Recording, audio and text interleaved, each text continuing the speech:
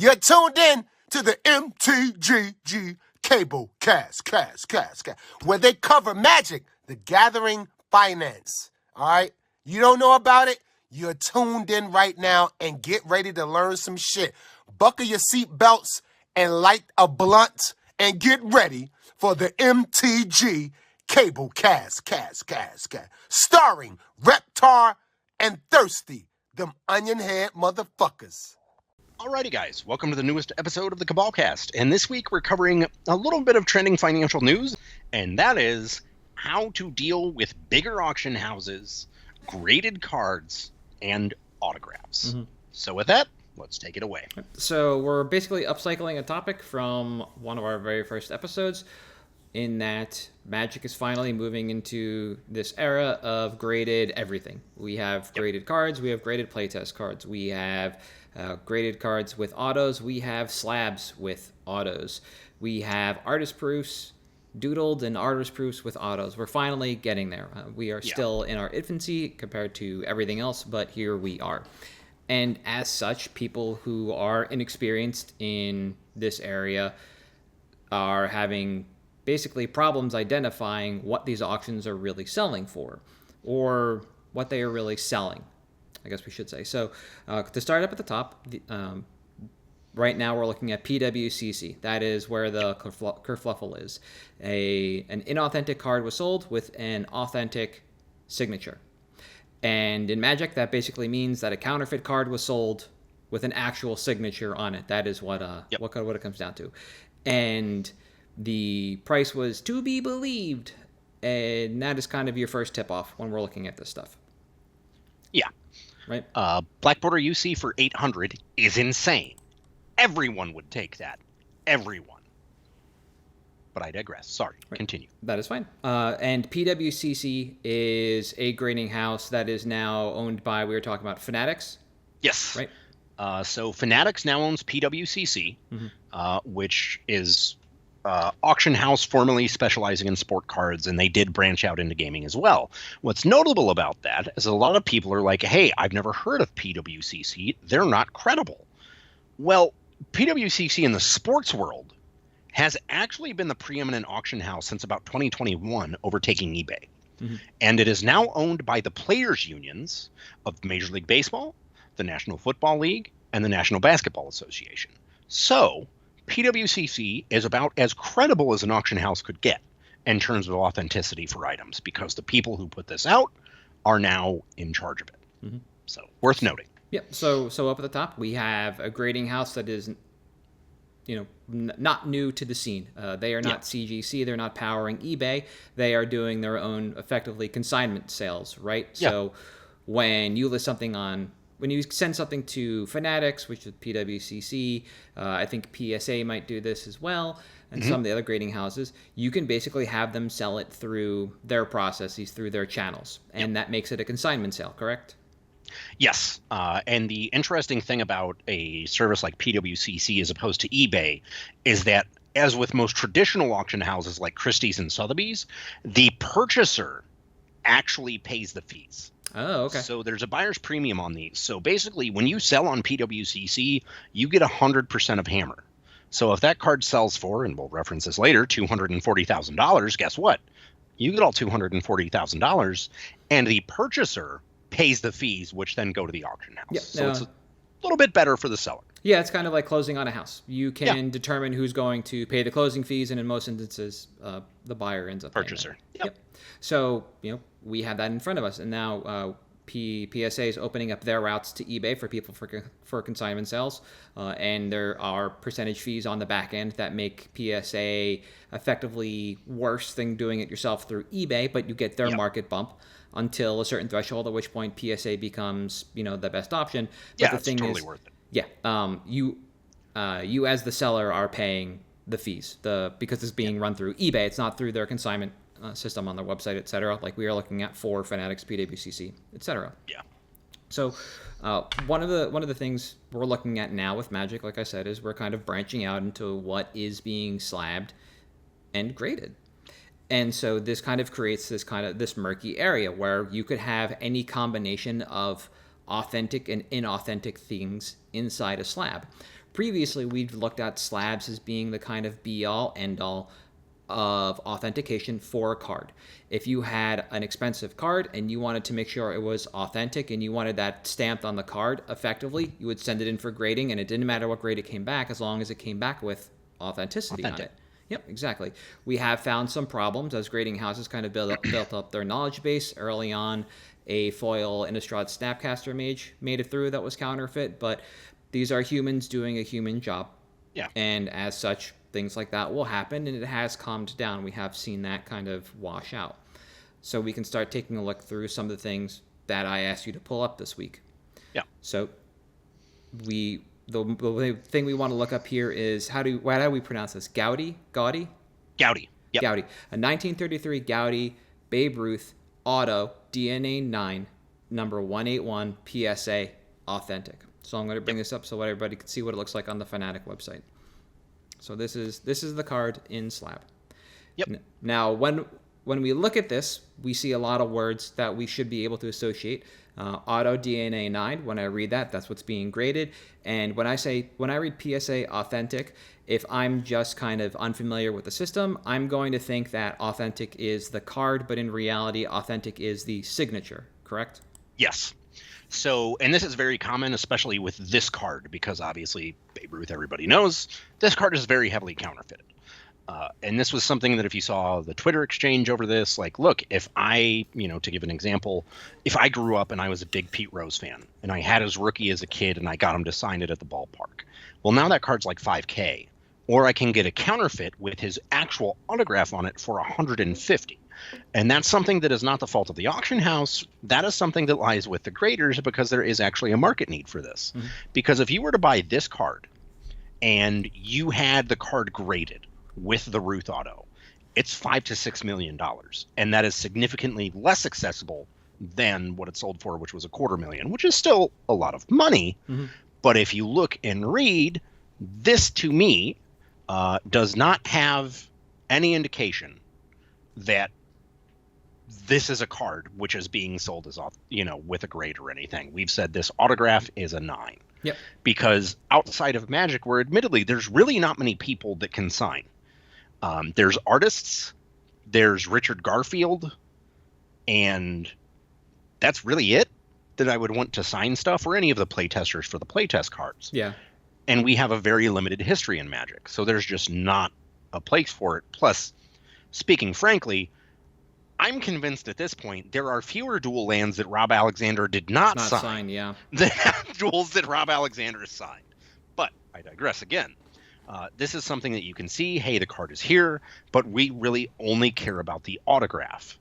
And that's what causes this to sell for so much, because this autograph is clearly desirable. This guy hasn't been alive for almost 100 years now. Yeah. Not the case with Rob Alexander. Yep, and I've got up on screen now, we can see valued at $204,000, sold for $264,000 back in February. Yep. And when we go back and we take a look at the Fanatics auction and we look at the headline, it is kind of confusing the way this is written out, because the word authentic is put at the end, but when you read the slab, it's stacked on top of the word auto. Yeah. Authentic auto 9. That's how I read this when I look at this. Okay, I'm not looking at a card that's authentic. I'm looking at an authentic autograph, especially because there's no details about the card, which we're used to seeing, edges, centering, wear, etc. None of those details are there. So if I'm shopping for a Ruth autograph and I want it on a Ruth card, this is what I'm seeing here. I'm not seeing, classically a Babe Ruth card. Yeah. Another example that we have, and I'll bring this up again, is the Donnie Bush cut auto. Mm-hmm. So this was sold in 2013. That's how we read this. It's July 18th, 2024. Yep. So this is from the 2013 set Historic Autographs, where it's a card with a cut autograph, and this is also potentially confusing, because this is now we have authenticated the card as well as the auto. So it says authentic auto. That's actually Donnie Bush. Granted, this card came out in 1909 to 1912. It's a tobacco era, so he has also been dead for nearly 100 years. But PSA DNA certified is the clear indicator there. And now this is something that I will say PSA got away from. So it used to be, and this is a source of some confusion for people, you would get a blue label if it was just the autograph. They no longer do that. It's now a red label. But if anyone's been in it for the last 5 or 6 years and that's it, it's been red labels for a bit now, so that's all you've seen. But for older collectors, this may be something that throws them off. Nevertheless, it is still authentic. That's it. Yep, because it's an upcycled card. This is not the original card. It's something from the past. Yeah. And then a lot of the other examples we have are what it looks like when you actually get a signed, or when you authenticate an autograph. So the next one that you sent over that I asked for is basically a letter from George Washington to James Madison. Yeah. And we can see on the label, same thing, authentic auto. Yep. And that's why this service exists, because there are things as old as this where you want to authenticate that at the very top of this. Sure enough, it says G. Washington, Mount Vernon, May 2nd, 1788. Okay, I've authenticated this. Mm-hmm. Now, the most important part of this is not the letter. It's the handwriting.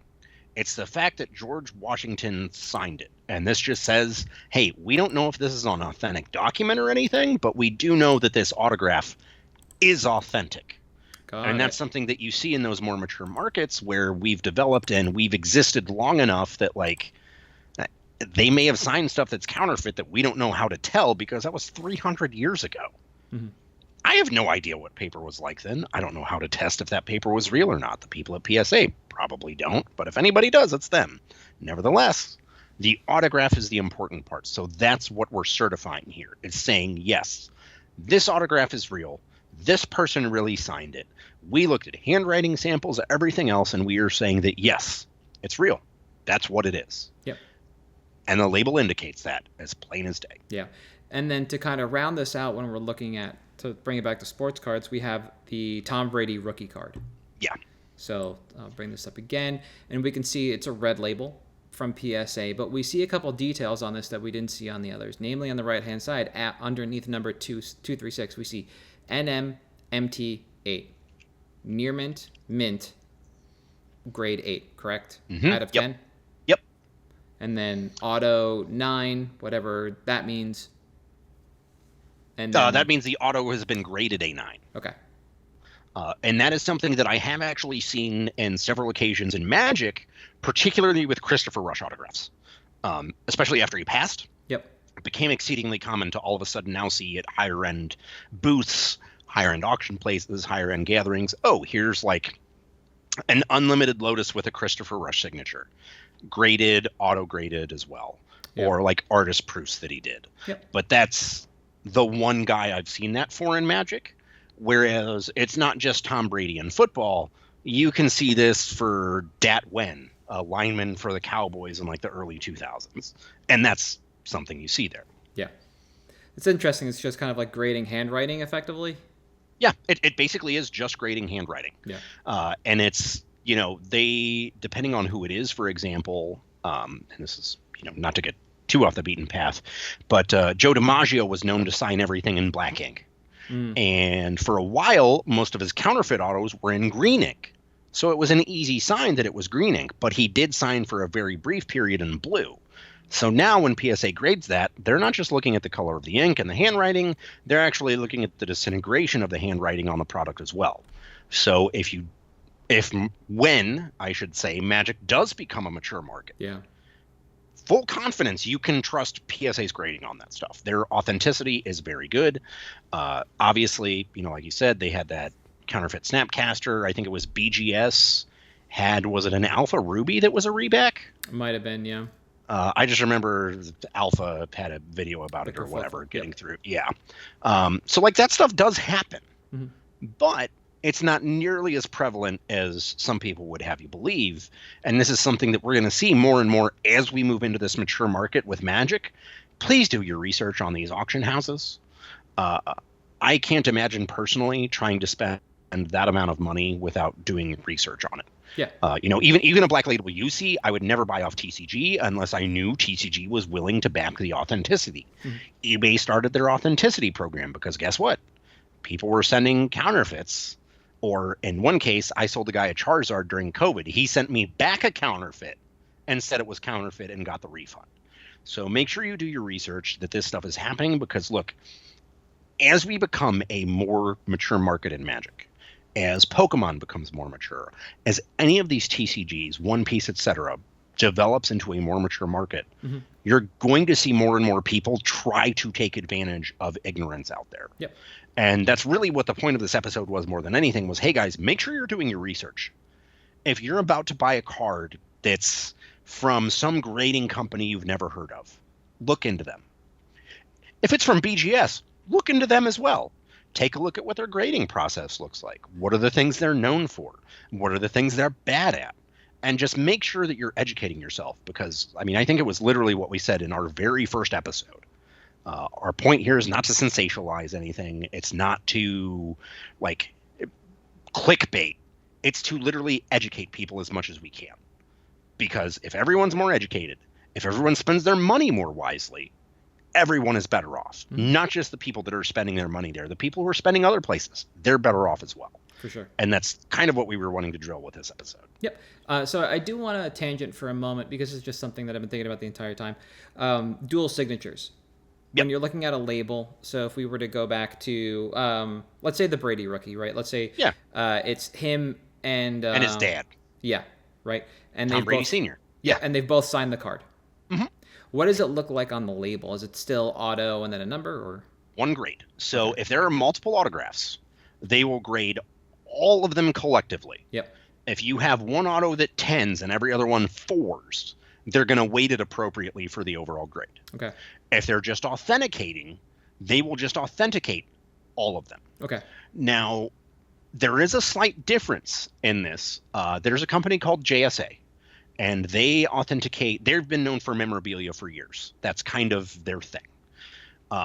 They will send you a letter if you have a ball or something like that that's signed by multiple people, and they'll literally tell you, these are real, these are fake, this one is done by a club hand, which back in the day, baseball players would have like a ball boy be like, hey, sign this for me because my hand hurts. And that happens. But again, if you do research appropriately, you know that. Now, one thing I have seen actually is a dual auto Black Lotus with Garfield and Rush. Single autograph grade. Yep. Because I graded them both at the same time. Now, if, say, there's 10 autographs on a card and one of them is not real, they will decline to grade it. Okay. They will not say authentic or otherwise. They will say questionable authenticity and send it back to you. So that's another way that they protect you from that is, hey, you may have 12 autos but on this card, but if one is fake, they just won't do any of it. Okay. Because they don't want to put that slab there unless all of them are authentic, because now, okay, this is signed by the entire 64 World Series Yankees. Okay, but 2 of these are fake. I can't say they're all real now as a company because then no one trusts me. Yep. Yeah, I was thinking along the lines of, like, it's not too difficult to find stuff signed by Garfield, but it is difficult to find stuff that's signed by both Garfield and somebody else. Or in some instances, the folios. They draw art together, and they usually do appearances together. So if you're going to get a signed card graded for autos, it's a question to ask, because there are 2 people that drew that card, and we're seeing that more and more now with illustrators. We're seeing combined illustration. Yep. I saw you pick the Hildebrands were notorious for it, obviously. Then there's other things. So like this is a helmet autographed by every Dallas Cowboys Hall of Famer. Now, you will see several stickers back here because it was autographed at different times and authenticated by different companies. For example, I believe it is Jason Witten has his own company. So when he signs stuff, he puts his own sticker on it. Okay. And that's another thing to be mindful of as we work into things is, hey, you may get that Robot Chicken test card, of which there's only like 3, so the odds are slim, but Heritage sold one last year. If you get the one signed by Joseph Gordon-Levitt, and then you have Seth Rogen sign it, you've got to get it authenticated again. And they will do it for both at once. Oh, okay. So you can go back for an update. Got it. All right. Yep. That makes sense. Yeah, like I don't really deal like the stuff that I have that's signed. I get signed by like artists or players, and I don't really care, like, because I played the cards. They're not going to be sent off for grading. So it's not something like I usually cycle through. It's usually things I end up seeing or engaging with in one way or another. And this is something that's more of like an investment in autographs. Yeah. This isn't for people that are playing. I mean, I have a play set of pack foil Psychotogs that I had Finkel sign. I don't play the shit out of those. Yeah. But I don't need anybody authenticating, and I'm really never going to sell them. Yeah. I have been at a booth when we've had an issue with signatures. Somebody was selling Rob Alexander sign. I can't remember if it was duels or onslaught fetches, and they weren't his usual signature, which is within arm's reach, but I don't feel like digging. Yeah. And his usual signature says something that looks like Alexa, Yep. Alexa. And this person had signatures that said Alexander. And Rob Alexander is very clear that he does not sign his cards the way he signs his checks. Yep. He has a different signature. So there's a question mark there. These cards were basically player copies at that point, effectively damaged anyway because they're signed, so we don't really want to deal with them regardless of what they are. We pushed on it. But on top of that is also the question of, this is not a Rob Alexander signature that we have ever seen before. We have no experience with this. We have no way to actually authenticate it. So there's also a little bit of buyer beware when it comes to stuff like that, when the signature looks different or squirrely as well. And authentication in that instance is also really good when you have a unique version of the signature. There, after Christopher Rush's passing, a lot of the signature stuff went back into the wild, and I think the family did some work on that too. And we could eventually see through his agent, like the timeline of the way his signature looked. Yep. So that as people were going out and they were getting early Magic cards graded, some like the handful of Pokemon cards that he did and signed graded, there was this history of his signature. Similarly, Scott M. Fisher signs effectively with a fish. And so, that's going to come up with if you get it graded with a number, that there's an amount of degeneration that could have because he's effectively drawing a signature, not signing. And then that fish, I believe, has changed over time. Yeah. So you have things like that as well. And this is all part and parcel of we are in our infancy. If you are interested in signatures, you want to collect signatures, the best way to ensure yourself is to go through an authentication service. But buyer beware that if you are buying signed cards through consignment services, that you are reading the labels on these things properly, that you are reading the descriptions properly, and you understand that regardless of, and I think this is to tie a bow around everything, of what product you are looking at, there is a counterfeit out there with a signature on it and only the signature is graded. It doesn't matter if it's a piece of sports memorabilia or a card game piece. Does not matter. Does not matter because it was sent in to have the autograph, the signature authenticated, not the card. It passes muster, and now you are going to be buying just the autograph, nothing more. Yeah. Yeah. And, that's... Autographs aren't that important now, but they could be in this hobby. And as we get more and more into an investment mode, because for a while, it was just power. That was your investment in Magic. And then it became duels and power. And then it became reserve list. Well, now there's people getting into test prints. There's people getting into art. There's all these different ways that you can invest in Magic. And as you do it, please make sure you are doing your research and educating yourself. Absolutely. And there's also going to come an amount of weight carried with the product that the signature is on. So we mentioned counterfeits. And this is a conversation that I was having with some of my friends this past week after Magic was in regards specifically to signatures. We were just talking about there's somebody spent money on this, whatever happened. At the end of the day, why are you buying a product or an item with a signature on it? Why are you getting something signed? And some of it comes down to, well, it's my favorite player in the sport. I was a child. I glommed onto this person. They played the sport in a way that I enjoyed it. So I have their signatures, whatever. Similarly, with, everybody can have a piece of Magic art effectively because you can have the card. So you can have an artist you enjoy sign it, right? It's all about the enjoyment of that. Exactly. Most of the The concerts that I go out and see, usually the band is mingling or there's a VIP experience, and I can get my stuff signed all day long. Yeah. And if the root product matters to you as well, then you also better be doing your research when it comes to that. I have one piece of sports memorabilia that's signed of my own. I got it at the first baseball game I went to. It is a plaque. The baseball is signed. The Don Mattingly card that is in it is not any of his rookie cards or any card that is worth any money, but that doesn't matter to me. I was a child when I got it.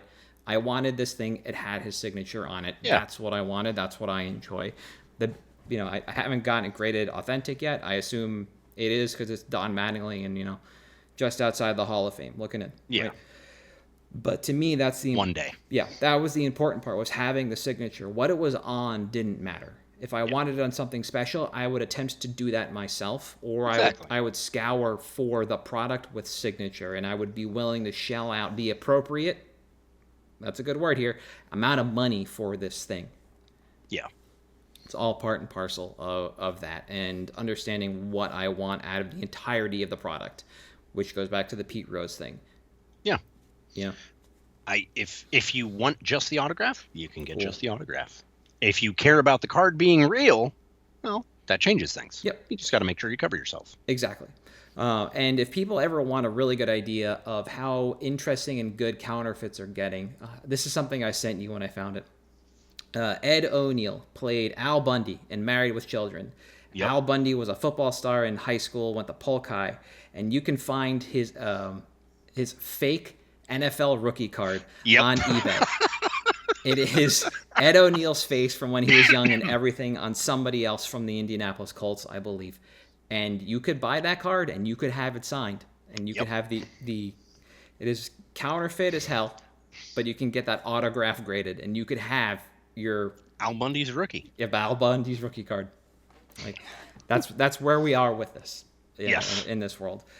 People are just basically making their own memorabilia at this point and then getting the signatures that they want on it because that's how they want to engage with this. Yeah. All right. Ready for picks? Yes. Right. I do have one more thing to say about this. Okay, cool. And that is, it's a little bit of an unpopular opinion, but I want to get it out, and I want to say that this is my view entirely, may not be yours, and is not the view of the show necessarily. But there is a conversation to be had, which I think this whole incident kind of brought to light. And that is that counterfeits definitely have value to this hobby. Accessibility is important, especially for mature markets. And if you want to say that Magic is a mature card game and you want accessibility to older formats, you have to allow them to exist. You don't have to allow them to be used, but you have to allow them to exist. Because you can't get more legacy players after all the duels are gone. The duels are gone. Unless counterfeits or playtest cards, in the words of Wizards of the Coast, are something that you want to have a serious conversation about. And this incident and PSA in this regard actually helps accessibility. Because, like our example of Pete Rose, if I'm raising 3 kids and I've got a mortgage payment and a bunch of other stuff, I can't really afford to spend $5,000 on that. But I want that Pete Rose autograph. That gives me the accessibility to collect and do and engage with the hobby the way I want to. So just wanted to have that aside. I wanted to say that because it's something that I think has been undersaid and underrepresented in the greater conversation about Magic and counterfeits. And people aren't ready to deal with that or have that conversation because it is as nuanced as it is. Yep. Most people seem to fall in the counterfeits are bad or counterfeits are good. And that's it. It's an absolute. I think there is a world where they matter and they're important and they should exist. So I just wanted to put my opinion on that out there. With that, we can get it taken away with picks if you'd like. Yep. That's fine. Yeah, I've counterfeit is a very broad term. I believe in proxies and I believe proxies are fine. So exactly. From that perspective, I'm good with that. Yeah. However you want them to be proxied, that's fine. Yeah. They're not the real version of the card, but allowing that does enable access. And that's important. Accessibility is what I want as well. You think I don't want 10,000 people at Eternal Weekend? That would be sick. I know. One day. All right, so you're going first with another sell call. Yes, I am going first with another sell call. So look, I said the One Ring, it was about time to go. It's been around forever. It's been an issue. That's why we should sell it.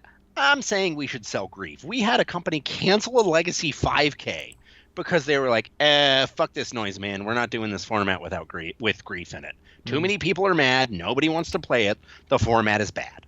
I am not saying that Grief's price point won't continue to exist as it is, because it is obviously insane in Modern. Nobody is really calling for it to be banned in Modern right now the way that they are in Legacy, because Legacy has better protection, it has more efficient threats. There's a million reasons that this card is better in Legacy. But to think that this card's price is not at all impacted by Legacy is, I think, foolish.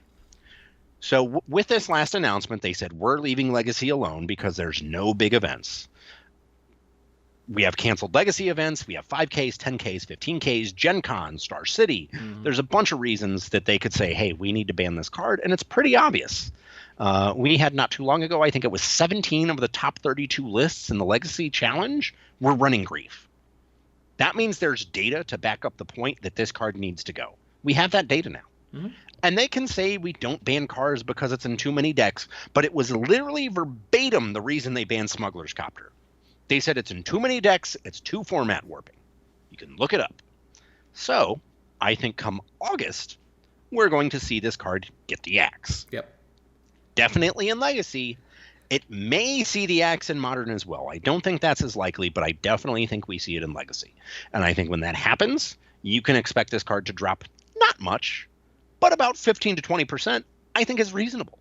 Because this is still a card that existed in a collector booster set. It existed as full art, foil, a million different treatments, and it's a card that's non-plane specific, and we could see reprinted in the future. So if this is something that you have a couple of play sets, or you were holding on to for Legacy, or something like that, I think now is the time to get rid of it, because you'll be able to repurchase for less than you're buy listing it for now, in a little over a month or a couple of weeks when that ban and restricted announcement hits. And I think that's the important time to do it, because, hey, once that happens, and especially if it does get the axe in Modern, which obviously we have MH3 doing horrendous things to the format right now, so it may be a little bit for that. But if it does get the axe in August as well, then you're definitely going to see this card crater, because this card is not good enough in EDH. But I'm calling for the sell call now before our buy list prices start dipping, because everyone is dumping them, because I really do not see Grief lasting another 6 weeks. I just don't. Yeah, no, that's fine. The ban list, I believe, is a month and a week from now, somewhere at the end of August, which means we will have Star City Baltimore, which has a Legacy 1K on Friday and I think a 5K on Sunday. Neither of those events will be canceled because Star City, they're just going to jam it. And then the week after that, the first week of August, is Gen Con, where there's the Showcase Showdown or Secret Lair Showdown. Secret Lair Showdown and Legacy. And that is going to be in Legacy. It's a $100,000 event. And so people are going to come guns a-blazing for that format. It's going to be Grief all the way down. Events. I know, that was the dumbest thing ever. And so you have basically these next 2 weeks to sell probably at the highest point possible before you are going to be entering the scrum. So I agree with the sell call. I also just want to put a little pressure on that. If you don't need your Griefs because you're not playing them, or you think they're not going to be good enough in Modern after the what is most likely going to be a Nadu ban in August as well, then I would advise you to exit ASAP. Sell into the hype. No, I wouldn't say hype. Sell into the players that absolutely need them, because there are people still out there playing this card. It does see play in Modern. There's the Rakdos deck that was basically just below the waterline of successful decks at the Pro Tour, successful decks in the format. But the Gorya's Vengeance deck is a turn 2 deck that flips Grief off of Atraxa, so it still exists in there. Whether or not that deck maintains its position in the metagame, TBD, and whether or not Rakdos kind of climbs up after a Nadu ban, also TBD, but I would expect Grief to kind of remain as performant as it has been. In Modern, which is to say it's a solid, high second tier deck. I don't think it's a good tier 1 right now, and I don't know what's going to happen. The mono black Necro deck can probably just poop all over this, because what are you going to do? Grief me, and then I play Necro, and then draw it all back? Like, cool story, bro. Exactly. So I agree with the sell call, and I would urge you to start outing immediately. For me, this week, I'm looking at another card that I thought was going to be good in Modern, but turned out to be moderately okay in Commander, and now all of a sudden it seems like everybody's on it, so well played there. It's just taken a long time, and that is Winds of Abandoned. This is also from a Modern Horizon set, but it was from the first, not the second. And so Winds of Abandon is a sorcery with Overload. 1 and a white, exile target creature you don't control. For each creature exiled this way, its controller searches their library for a basic land card. Those players put those cards onto the battlefield tapped, then shuffle their libraries, and it overloads for 4 and 2 white. So basically, this is sorcery Wrath speed. of Exile. Exactly. Sorcery speed, Path of Exile that costs the colorless more, or you overload it for 6 and then just clear out the board. And we're cool. Everybody's grooving. I just brought up the stocks graph, and if you're looking at it, you saw it was a rope for a while, and it slowly trends up, and we've hit a plateau recently, which I find kind of interesting, and I will discuss in a moment. When I was taking my notes, CK was buying 21 at $1.85. They had 8 copies for sale at $5.50. When I checked CK earlier today, they were buying maybe like 12 at $1.10. They are now buying 7 at $1.10. So they believe that they have all they are going to need for Winds of Abandon, which is fine. I believe that they are priced incorrectly. I believe TCG Player is the place to be right now. And for verification, the retail on this at CK is still 5.5. So they filled what they needed. TCG Player, when I was taking my notes, 194 listings, the $5.16 market price, and right now there are 205 listings at a $5.06 market price. So we see an increase in listings and a decrease in price, which basically speaks to new sellers entering the market space, and so driving down the prices. They're trying to beat out what was there. I added this to my list 3 years ago. May 21st, 2021, CK was buying 106 at $1.60, and there are 185 on listings on TCG Player LP or better for $3.70. So we've seen like probably a 75% increase in market price on TCG Player, but the buy price on CK has basically remained the same, which is why I think that they're actually wrong and TCG Player is right on this one. So interesting there.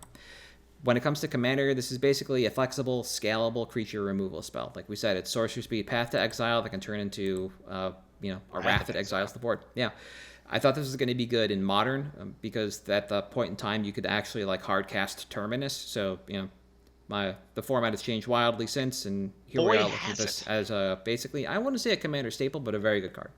Yeah. So. When we look at only mono-white removal cards, this is somewhere in the top 5-ish of creature removal spells behind Swords, Path, Generous Gift, Get Lost, and maybe even Stroke of Midnight, depending on the kind of deck you're playing.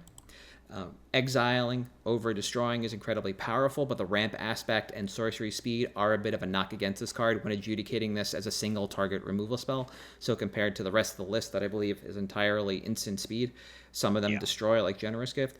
It's checks and balances here. You got to weigh the ramp against what you're getting. Yeah. Compared to board wipes, though, the most immediate comparison is Farewell, as they're both 6 mana Wrath that exile, and you can also look at Sunfall at 5 mana. You can make a case for comparison against Austere Command, but that spell still only destroys, it doesn't exile, while Farewell and Sunfall exile. So immediately we are looking at a rather narrow band of spells for comparison, meaning we are, by default, looking at one of the best options for what we're trying to do. But as Commander moves on as a format, effects that exile become more and more sought after, more and more powerful, as they're the cleanest and sometimes only way to deal with threats within the format. Recursion abilities are getting stronger and more prolific, but the exile zone remains a sacred cow. It's nearly untouchable. Yep. And therein lies the power of Winds of Abandon. It's another flexible tool in the kit to ensure that you can exile a single threat early or exile the entire board late to take over and win. So is the ramp attached to the spell a downside? Yes, it absolutely is. But by the time you're ready to overload it, you should be in a position of power or ready to step into a position of power where those extra lands don't really matter. So all in all, being able to exile one creature or an entire board makes this an important tool in the kit and really only gains value within the format the longer the format lives. Yeah. Because just think about everything that they've been putting in, like the Golgari pairing. It most likely has some form of recursion or protection on it that makes it extremely difficult to deal with. But exile is clean, especially when it's not targeted and you're overloading it. Cool heroic intervention. Overload it. Yeah. We're done here. It's super important. It's why Farewell is a card we looked at when it came out in Neon Dynasty, right? We Yeah. loved that card. I still love what it does. It is a very powerful card in the format, and this is basically number 2 behind it. Sunfall is really good as well. It costs 5. It makes like 1 giant token. So cool. But now you're weighing a 5-mana Wrath against a spell that can also be ticky-tacky in the early game. You can actually cast it for 2. That's really important. And I think that carries some weight with it. So I think we're looking at a card, like I said, that just continues to gain value the more this format exists in Commander, and is only going to get better. And I'll talk about Overload in a little bit when we get to reprint equity. Timeline on this. This is where things get really fun. We do have an anomalous day of sales here and there, but generally the sells about 6 to 8 copies a day. Anomalous looking like 12. When I was taking my notes, there were 490 copies of the MH1 version. There were 13 copies of the list version, and I believe the list is now down to 12. So, yeehaw, I guess. This card is wildly in flux at the moment in terms of price. Earlier in the week, it was $10 with shipping, and now it looks like it's $6 with shipping. That's actually the true cost. It's not a market price of $5.06. It's $4.95 with $1.27 shipping. Yeah. That's a $6 card. The market price on this, like we've seen a couple of other times, is a lie, much like the cake. And so it's difficult to really trust the price graph on this one. You just got to trust the sales that are happening combined with the information that you see in the listings when we look at this. So once the new copies are bought out, this becomes a $7 card after about 200 copies sell through, and that's going to be just about under a month from now. When I was taking my notes earlier in the week, this was going to be a $12 card in about 3 weeks before all these new entrants hit the space. It was wild what happened to this card in the last couple of days. So I'm actually kind of glad we delayed the filming, because otherwise I would look like a real big dum-dum. Reprint equity. Overload and Cleave seem to be interchangeable when evaluating supplemental products, draft and sealed alike. Yeah. So this having Overload doesn't preclude it from a reprint in a Commander product or a Horizon set. I think it's the unilateral nature of the effect that does preclude it. Historically speaking, black is the only color of unilateral wraths. Or do you wrath your all stuff or your own stuff? I might have read Overload wrong. Change the text replacing.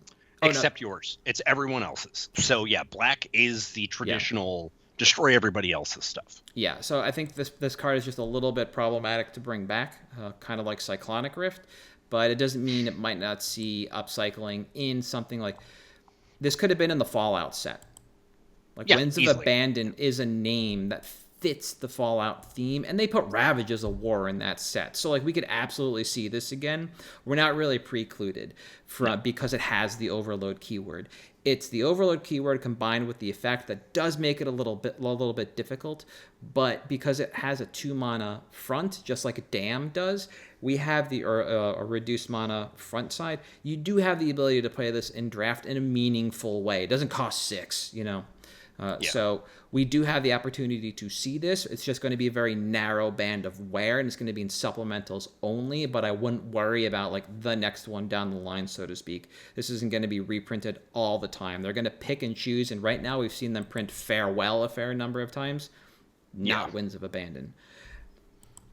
By quantity overall, up top, I've got 2 play sets of this card because I really enjoyed it, and I've picked up a couple foils when they were super cheap, thinking that they would be good in Modern, and so I was speculating on it when this card, took its first dirt. Yeah, when it took its first dump in price. When you take a look at stocks, and it basically was everything in the crater down to like $2. That's where I picked up my stuff. So I won't really be looking to buy into this right now. If I was going to be buying into this and I was going to be looking to move this to Commander players, I would need to look at what Commander players are playing locally and see who wants to be pretty aggressive with their Wraths, because this is the kind of thing where if you Wrath the board and you exile all the creatures and don't do anything with it, it's going to be like Cyclonic Rifting the board and not doing anything.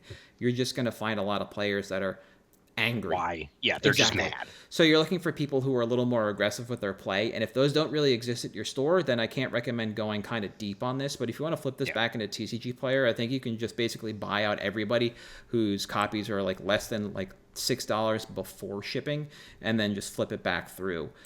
Filtering for 4 or more, you can do that pretty easily.